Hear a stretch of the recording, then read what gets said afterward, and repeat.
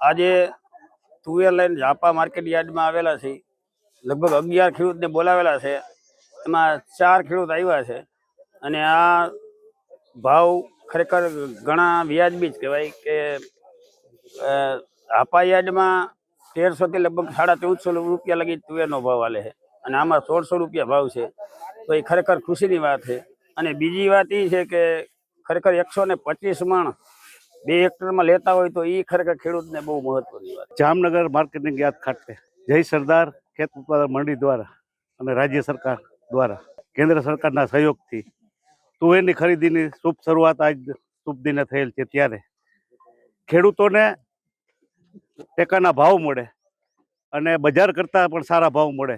બજારમાં અત્યારે 1300 થી 1550નો ભાવ છે. આમ તો 1300 થી 1400 જ મળે છે, પણ ટેકાના ભાવે 1600 રૂપિયા ભાવ મળે છે.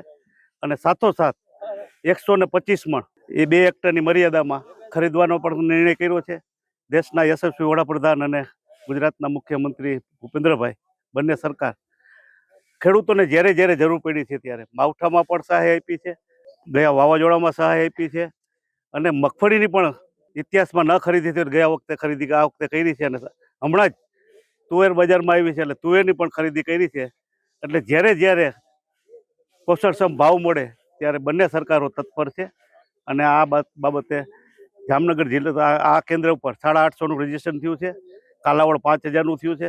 જ્યાં જેટલી ઉત્પાદન છે એ પ્રમાણે રજીસ્ટ્રેશન થયું છે અને ટેકાના ભાવે પૂરતા ભાવ મળે અને પારદર્શકથી ખરીદાઈ થાય તે માટે સરકાર પણ તત્પર છે અને પોતે સરકાર પણ ખાસ ધ્યાન આપે છે.